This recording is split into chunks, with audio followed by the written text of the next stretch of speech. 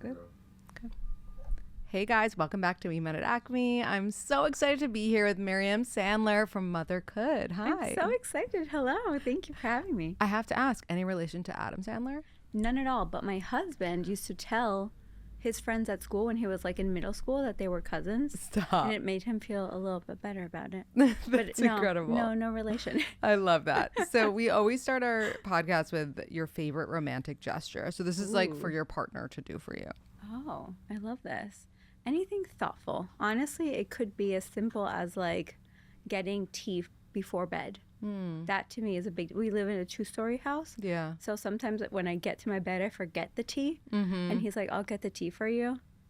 That to me is real romance. I love that. And also, I feel like that is what a man is signing up for when he gets into a marriage.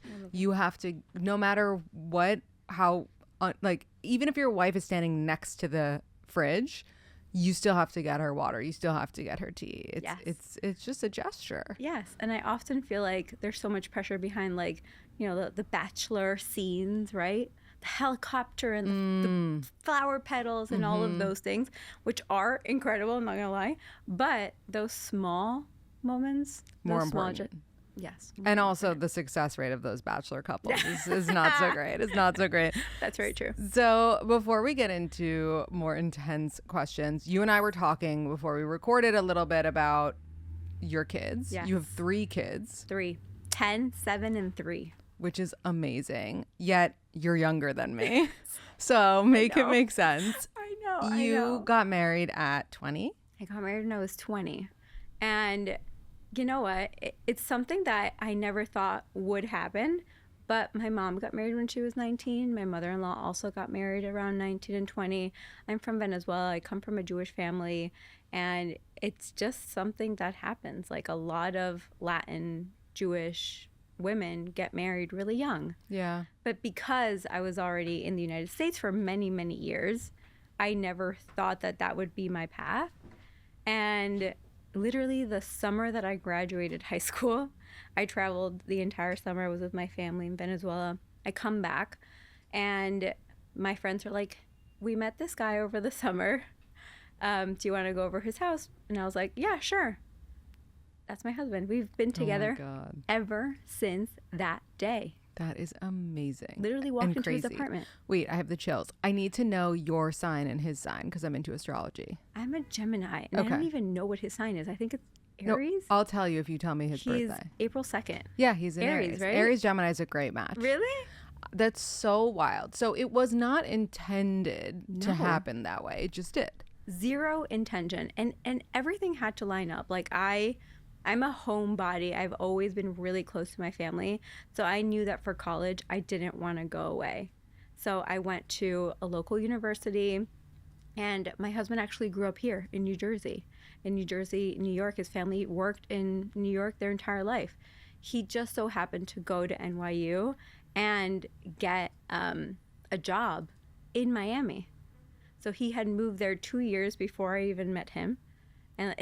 And he's 6 years older than me. I was gonna say, yes. I hope he's older because it'd be crazy if he was also like that age at that time. The weirdest part is my parents are also 6 years apart, and his parents are also 5-6 years apart.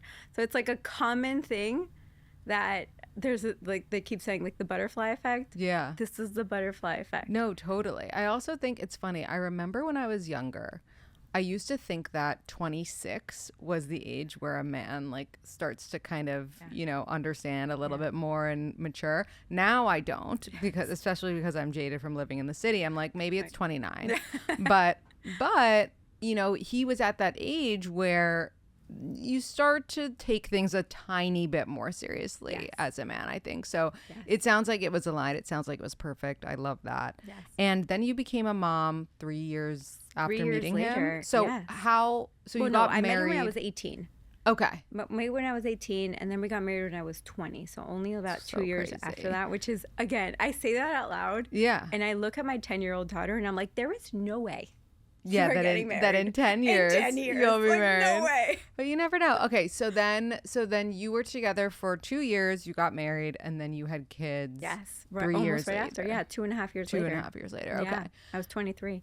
And did you always want 3? Like, how did that journey kind of go? Was it relatively easy to get pregnant? I imagine when you're that young, it's like it's easier. the entire process is easy. Yes. Like delivery, Yes. getting back to feeling good again. I honestly, I had 3 kids. So I had 23, 27, and then 30. So I had them pretty spaced out. I always wanted between 3 to 4 kids. And I wanted to be a young mom. My mom currently is 57. She's and my mother-in-law also is like 60, 61. Very young, active grandmothers, very involved in our lives. So I wanted to be a young mom. I did. Again, I didn't realize this was going to be part of my story, but I did want to be a young mom. And conceiving was easy, thank God, with all 3. I don't know any other way, but I do know that the first time that I saw that pregnancy test when I was 23, it was like oh my God. Yeah. What are we doing moment. One thing that I was not prepared for was everybody is like, labor, labor, labor, labor, labor. The pain that I had post-labor, I was not expecting. No one in my life was like, recovery is recovery. Right. They were just like, prepare for labor, prepare for the breastfeeding, prepare for this. I wasn't prepared for the physical pain that I felt after labor. And I had a healthy vaginal delivery. Right. Pretty easy delivery. Everything went well. But I had a lot of pain. And Yeah. I think I had a lot of pain because I wasn't expecting it. Because I wasn't aware that that was going to be part of it. The second they took away my epidural, it was like a new world for me. I remember coming home from the hospital. Like during the hospital, it was great. I had help from the nurses and family would come in. I have a very large family on both sides, so we had a lot of visitors. I got home and I remember taking that first shower and I was literally like, what the heck did I just do? Yeah. I was so young. I had so much pain and my milk wasn't coming in. Like there was just so many questions that I had about motherhood and it just all hit me at the same time. Yeah. Did you have any unsupportive people in your life because of your age, or was everyone just like, we're going to be your village, we'll support you? Everyone was very supportive. And I think it's because, again, everyone around me also did that. Like our parents also had kids when they were really young. Right. My friends were already starting to get married and have kids as well. I grew up and I currently live in a predominantly Hispanic Jewish community. And pretty much all of our friend group got married before 26 and had babies pretty quickly. Yeah. I was not expecting though for my child to have a texture sensitivity, which we'll get to later. Yeah. And that's how Mothercould even happened. But yeah, everybody was really supportive. They weren't as supportive on a topic like breastfeeding, for example. They were just like, why don't you give them formula? And I was like, Interesting. you're right. I can totally. I was formula fed myself. Like I could totally do that. But I wanted to breastfeed. And it was really hard for our parents and friends to see me suffer through the process when there was an easier way. Right. Do you think that's because of the things that you were seeing around you today that made you feel like you had to do that, or it truly came from you wanting to, even though it truly came from me. Yeah. It truly came from me wanting to. Like formula is incredible. It's literally life-saving. Like I actually did give my child formula the first few days when my milk was not coming in. Yeah. But I wanted to breastfeed. I felt like that was something that I was capable of, something that I could do. I literally had left my career to become a full-time mom. Like I wanted to fully give myself to this experience. And it didn't come easy. I actually never physically breastfed. I pumped for a year and it was tough. It was really It's tough. really hard. I Really mean, hard. no one likes the pumping experience. I don't think. I don't think so either. I don't think. So you left your career, and what was that at the time? I was working at, well, two parts. The career that I left to be a mom, I was working at a homeless shelter, the Salvation Army in Miami. And I was working with kids and families transitioning, hoping to transition them out of homelessness. So it was everything from school placement, stability, clothing, food safety, home. It was a long transition for each family. And I also worked with men transitioning out of prison, which is a whole other topic. But the majority of what I learned today as a mother came from that experience.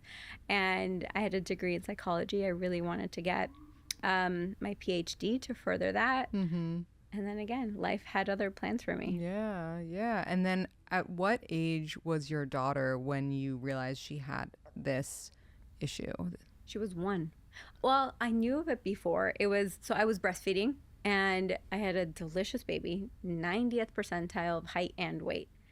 Amazing, which is very amazing because we're very short people. We're not very tall people. Yeah. So when the doctor's like, your child's in the 90th percentile of height, we're all like, what? So I realized that she had something going on because at 6 months old, we started introducing solids. And I was the most excited person to give my child solids. I got the machine. I made my own food. I was like, this is amazing. She rejected everything. But everything. Like mango. Have you tried mango puree? It's delicious. Yeah, but so for how long? Like, how long did it go on? So Because sometimes people are like, just wait it out. Yes, of course. And that's what I did. And I consistently tried new things. And I am very much about exposure. So it's not like you try one thing and you give up when they say no. I would try it multiple times over and over again. And then it was literally got to the point where it was tears as soon as she saw the high chair. And so I went to the doctor for her first birthday checkup. And sometimes as a mom, you feel like you can't really say what you're thinking because you're going to sound crazy or like you're being too overprotective or whatever. So I go to this first doctor appointment. And at this point, she had not consumed food. No. She's like she would put it near, I would put it near her mouth and she would immediately cry, and it was like pushing the spoon. It was not good.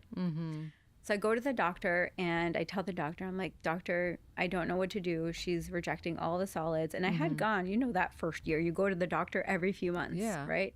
So I had already like kind of talked to the doctor about it a little bit. And at the first year doctor appointment, I was like in tears. I was like, I don't know what to do anymore. I feel like I'm literally failing. Like my one job right now is to get her to eat, and she won't eat. The doctor looked at me like I was crazy. Literally my biggest fear, because she was in the 90th percentile of height and weight.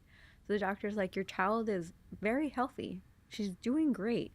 But I knew that if I didn't get ahead of this, it was going to turn into something much, much bigger. I honestly put 2 and 2 together because we live in Miami, Florida, and we would go to the beach a lot. And any time that I would try to like sit her in the sand, she would curl up her legs, or grass even, any sort of different texture that wasn't like a common texture like a bed sheet or clothing. She wouldn't have anything to do with it. So I realized it was the texture sensitivity. And I immediately, from that doctor appointment, when the doctor was like, she's fine, wait it out, keep trying, blah, blah, blah. And I was like, okay, I've already been doing this for 6 months and it's not working. I got home and I was like, that's it. I'm going to start sensory play with my child. And I had worked with kids that had ADD and ADHD for years before I had kids. I just didn't realize that it would make it into my real life. And the reason I say that is because with kids that have ADD and ADHD, sensory play is a common therapy. So I started creating all these sensory play recipes with all sorts of different textures, gooey, crunchy, sandy, sticky, all sorts of textures, and I introduced them to my daughter through play. at first, she wasn't very excited about it, but I included things that she was interested in, like Minnie Mouse. She loved Minnie Mouse. So I would make pink sand, and I would include a few figurines of Minnie Mouse. And through play and exposure to those textures, she became more comfortable. And then later on, was more comfortable with those textures in her food. And it was about, again, another 6 month transition, which, things change like this. Yeah. So quick when you have kids. So 6 months for a 1-year-old is literally half of their life. So within 6 months, I kid you not, she was eating everything: quinoa, broccoli, salmon. And it wasn't the taste of the food that she didn't like. It was the textures. Wow, that's so interesting. It was my mothercould moment. Yeah. I did this. I mean, it's just so crazy because it just goes to show, we know if there's something wrong. Yes, intuition is amazing. It really is. And I am someone who was a very picky eater as a kid. Yeah. Very picky. And I guess there were certain textures that freaked me out. Still to this day, like, I think oysters are disgusting. Yeah, that texture is horrifying. Terrible. I Yeah. agree. But I never tried to not be picky. You know what I mean? Like, we never did some exploratory thing. Yeah. And I just think it's so interesting and thoughtful that you really took this into not only, helping her to experience these foods, but making it fun and a cool experience. Yeah. Did you ever find out how many babies deal with this? Is it, a common thing? Honestly, no. But once I started sharing on social media, that's when I found a sense of community. And that's when I realized that it's not just me. Because while I did have a lot of support at home and I had a lot of support with friends and support in general, I didn't have a lot of support with this because on the outside, she was doing great. Mm-hmm. And maybe she was. Who knows? Maybe if I would have waited and not done anything, it would have happened anyways. Who knows? Maybe the doctor would have been right. But that wasn't my case. Right. And sharing it on social media showed me that she's not the only one. And I know that you know this, but in motherhood, you feel really alone. Many times, even though you're constantly surrounded by this little human. Mm-hmm. But it can be very lonely anyways. No, it definitely can. And so when you shared or started sharing your first videos or posts on this, was it kind of like one went viral and it was an overnight success? Or was it just you were doing it into the void and just really doing it for you until there was some growth? I never intended it for it to grow. Mm-hmm. I never intended it to really be anything. And this was 2016, and I was doing mostly pictures of kind of like setups and recipes and things like that. And it grew a lot, except after 6 months. I keep saying 6 months. It seems to be like my timeline. But after 6 months, I was done. I was like, I can't do this and be a mom, because being a content creator is a full-time job. Yeah. You need to dedicate a lot to it. And it's not just about creating the content, it's about cultivating a community, or at least if you ask me, it's about cultivating a community. So after 6 months, I was like, I can't do both. And obviously I picked my child. So I'm going to leave this. And it wasn't until early 2019 where I picked it up again. But this time I had another baby. And do you remember those tasty videos where it was like overhead shots? Yeah, like the BuzzFeed tasty. Yes, exactly. So I wanted to bring this for play where it didn't exist. And I started making all of my play recipes into these 1 minute, easy to understand videos. And those really picked up. They went viral on multiple social media platforms. And they showed other parents from around the world that you can use the items you already have, because that's the magic of Mothercould, is that everything I share is with things you already have. It's not like I'm sending you to Michael's to buy googly eyes for one craft project. We don't do that. Mm-hmm. We use things that are pantry staples: flour, salt, oil, cornstarch, really simple ingredients to make long-lasting sensory play recipes. So I started creating these recipes, really easy to understand, quick and easy, and they went viral. That must have been so helpful the next year when it became COVID. Oh my and God. people had no idea what to do with their children. It was the craziest time. It was the craziest time in a lot of people's lives, but for me in particular, my husband was an investment banker, and you know what that's like. They are gone early in the morning and they come home late at night. Our daughter's bedtimes were literally 9:30 p.m. so he could see them for 30 minutes a day. No joke. COVID hits and he gets sent home. He's home, literally locked away in his office for all of these hours, but at least we got to see him for lunch, which was really nice. Right. And my 2 daughters are now home with me. I think one was 2 and then the other one must have been like 5 or 6, something like that. They're both home with me, and now I have this online community looking at me like, so what are we doing today? Right. And I'm like, I don't know. That is so much. It was a lot, but we got through it together. And a lot of people that I meet now, like on the street from my community, will say, you got me through COVID. Right. And I'm like, no, you got me Yeah. through COVID. Yeah. Oh, that's so special. It's really, really special. That's a crazy experience. Yes. And then kind of like within all of that, and you know, doing all of that through COVID and stuff, you know, did you start to feel like I have to set these boundaries now around showing my kids and this and that, because at this rate you're starting to grow, you know, not only grow but probably be recognized, you know, things like that. Yeah. I think Mothercould is uniquely different than a lot of social media platforms. It is surrounded by play. The entire platform is positive.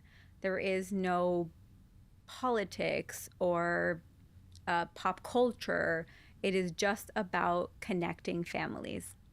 So I mean, I would never and will never share my daughters in a moment of distress, because I wouldn't want to be that. That doesn't mean that my children don't have tantrums or they don't have off days.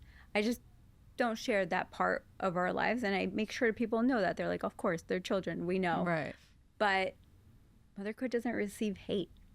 We don't receive weirdos. We don't receive anything in relation to what a lot of social media, the dark side of social media brings, because of what it is. Right. It is about bringing families together. And that could look like anything. It could be a teacher cultivating a really special relationship with a child in their class, or a grandparent wanting to connect closer to their grandchild. Whatever it is, that's what Mothercould is. So while there are boundaries, it's always shared in a positive light. It's like me and my kids playing, me and my kids on an airplane for 10 hours. Well, okay, so I was gonna say though, I saw, and I think I had shared one of your videos of you saying like it's very normal to fly with the kid, or like for kids to be in society and whatever. And the comments were actually predominantly negative. And I'm not saying it was against you specifically. It wasn't like, oh my God, this Myriam, like she's horrible. But it was against children in general. And that was horrifying. Weird. So that video in particular, so it's basically my child going into an airplane, enjoying her day, and it's like, hey, children are allowed to take up space, adults can wear headphones if they need to. That video went mega viral. And it's so sad for me to say, but if you look at the comments of the people that put like the most nasty ones, it's like 11 and 12-year-old boys. Really? Yeah. What? Yes. And you're going to see it when you look at it. It is. Saying what? Like, I won't even say. But nothing against my child. None of this had anything to do with my child in that video. It had to do with children in society in general. Like, children should not exist. Or like, just like, that's why. But these 11-year-old boys are children. That's crazy. It was crazy. Like, a lot of the times when I would click on it, and it would be like a 13-year-old boy, and it literally says 13-year-old in I don't know where, and it's like weird pictures of themselves. I like wanted to like find their parents. Yeah, that's terrifying. Terrifying. Oy. Terrifying. It's a conversation for another day. But yeah. Yes. Okay. So yeah, while that does happen when videos go viral and it's not within my community, it's not typically like anything to do with myself or my child. It has to do with the bigger picture of children or mothers, which is really interesting. Do you ever feel pressure to stay creative with all of these things? Because I feel pressure to stay creative with a podcast. I can't even imagine making projects every single day. Yes, there's definitely pressure. But the cool thing about the type of content that I make is that I can share a Play-Doh recipe. And in the fall, I can give you a Play-Doh recipe that makes you feel like fall. Or in the winter, I can do a frozen one. Just the same play recipe kind of like reinvents itself. Right. So I have 40, 50 different recipes that I can really make different and make it uniquely itself. And again, it's using things that you already have. So in order to make this fall one, you add a little bit of cinnamon powder to it. It's a new recipe. That sounds amazing. But what if you have a situation with your child, or someone else has a situation with their child where they're like, I don't want to play with this, and then they, throw the flower in your face? Like, what do you do in that case? It happens all the time. And when it does happen, though, I think it's about pulling back the curtain a little bit and thinking, why did that happen? Very rarely will a child say to you, I don't want to play with you, or I don't want that, or you know what I mean? Like, very negative reaction. Sometimes it happens, for example, when we're on an airplane and I do give my child a tablet. I noticed that after 20 minutes, they'll like either throw the tablet or like have a big outburst or something. And it's because they're overstimulated. So maybe in that moment when you gave them, you're like, I only have 5 minutes to make this play recipe with you and it has to be now. Maybe they came home from school and they're really tired, or they're just, something. So I think it's about pulling back the curtain a little bit and seeing like, why did that happen? Yeah. What is something that you used to believe as a mom that no longer is something that you believed? Like, now being the mom of, having been a mom for 10 years, you have a lot of different beliefs throughout those times. I believe that nothing is forever. So if you're going through a phase right now with your child or with yourself, it is a phase. And it's hard to think about that when you're going through it. Like when I was extremely sleep deprived and I would see those memes of like, you're never going to get out of this. Yeah. I was literally like, I'm never going to get out of this.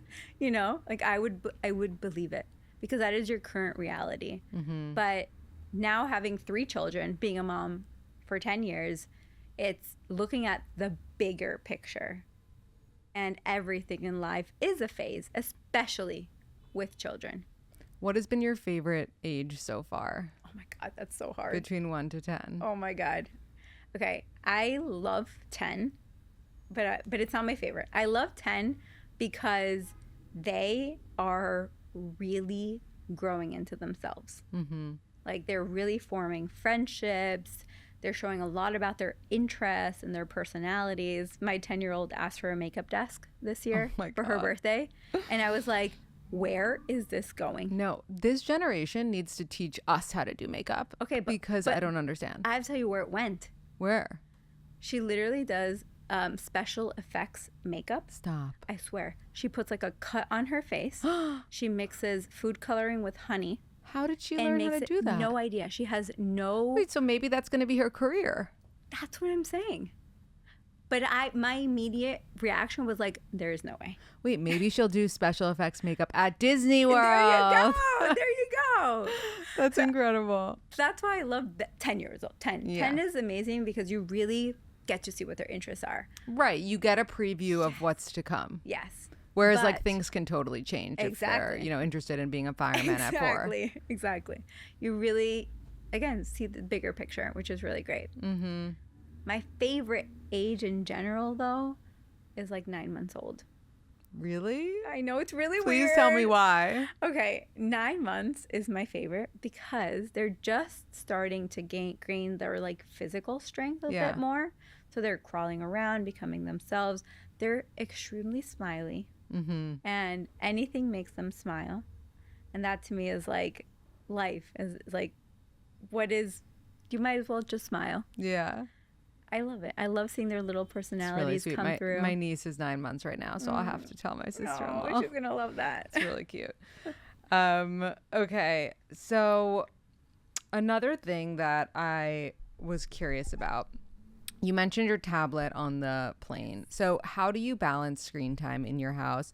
I think it can definitely be complicated, especially when you have 3 kids of 3 different ages. Very. You know, one might be needing to eat while one needs to this, that, and you can only have, you know, so much help, which I'm sure that you do because it takes a village. Yes. But even so, you know, there's times where maybe someone needs to be distracted in order to not fall out of their crib. So how do you fit screen time into your house?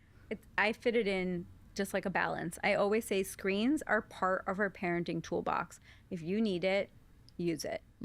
And the way that I balance screens out more now as I have older children is I provide better options. So I think screens are very attractive for, especially as you go into 7, 8, 9, 10-year-olds old, like that age group as they get a little bit older, because it becomes the most attractive option of all of them. So giving your child other options that are just as exciting. Like when we travel on the airplane, my 3-year-old now does not want the tablet. And sometimes I'm like, please, just watch the tablet for a little bit so I can finish my show. Right. But she wants to play with the things that I brought on the airplane. Because there are better options. And she will say, no quiero. I don't want. I want to paint. Or I want to do the foil fun. She will say that. So when there are better options to screens, that's how you balance it out. And it'll be unique to every family. Like I said, my 10-year-old loves to do special effects. Like she comes home every day from school and doesn't go to the TV, even though she has free reign. I'm never like, you can only watch TV from 7 to 7:45 on Mondays and Wednesdays. Like, that's not a thing in our household. It is not put on a pedestal. Right. It is not like dessert. It isn't anything special. It is just part of our lives. I think that's key, because once you put it on a pedestal, they become obsessed with it and they're running home like, can I please watch Barney? Or, you know, I don't think that Barney's on anymore, but you know what I mean. I think it's coming back, which is Is exciting. it? I think so. Wait, that's a huge deal. Yes, it is. Okay, so sometimes I watch your videos and I'm like, I have major anxiety because I am a type A. Yes. And I cannot have glitter in my home. I cannot have paint on my walls. Like I don't have the spatial luxury to have all of this mess in my house. Like I don't have grass. I live in New York City. How does a parent like me deal or figure out wanting to give my son things to play with and textures and this and that and not wanting a mess? I always give the example of anybody that comes to my house, on our kids' art table is scissors. And they're like, what are you doing? Are the scissors okay? Like, oh my God, your 2-year-old is with the scissors. And I'm like, no, it's okay. It's part of their tools. So showing a child that you trust them with the tools that you're providing them with at a really early age makes your child respect those tools as they get older. So the fact that I've had scissors on our little art table since they were born shows them that the scissors are for cutting paper and you have to have a special skill in order to use it. So it's not like my child opened up a drawer, found the scissors and cut her hair. That's not going to happen in my household. Never has, never will. I have a 10-year-old, not 3 children, hasn't happened. And it's because I've trusted them to use those tools. And I do that with everything, with glitter, with paper, with paint, with whatever it is. My kids don't color on the walls. They also don't use it at crazy times. They respect the tools that I've provided for them. And that all takes skills. That all takes, like, it's a language, right, that we have to learn. So setting yourself up for success from the beginning is really, really important. I also know how to clean it up really easily. Well, so I was gonna say, so let's say that Yes. they don't respect you. Yes. Because, maybe They someone haven't had else's exposure. kid Yes. doesn't, whatever. And so Yes. you take out the glitter and they throw it everywhere. But Is there even a world in which you can be like, okay, so you clean it up? Yes. No, because they're like, no chance. First of all, it's glitter. right. But I would not suggest for you to take out glitter and just give it to them. Like, Right. that wouldn't be where I would start. I would start with something like, washable markers. We'll start with the washable markers and see how we get there. Yeah. And we build that trust. And you finally get to the glitter, and you have a purpose for this glitter. Glitter isn't a typical art supply that we leave out all the time. It's for, like, a special Mother's Day card or something really special. So maybe that's your moment of connection with your child, where you're showing them what that specific tool is used for. And you're going to take that 5 to 10 minutes that you connected with your child, showing them how that tool is used. And that is going to be so fruitful for later on. Yeah. Because then now they learned what it's for and how to use it. They're not just going to be like, you know what? Whee! And if they do, I do have a good hack for you, though. What? You know the lint rollers for pants? Oh, they get glitter off. They get glitter off anything. Oh, that's amazing. So if I have you- so many of those. Yes. This is good news. What surprised you about motherhood that no one warned you about, other than the pain after Other than labor? the pain. How much love grows. When I was pregnant with my second, I was like, there is no way I'm going to love this child as much as I love my first. Like, there's just no way.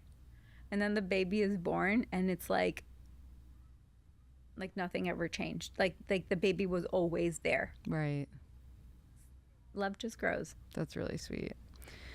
When was the last time you cried, happy or sad? Oh my gosh, I just launched the book. I've been crying for days.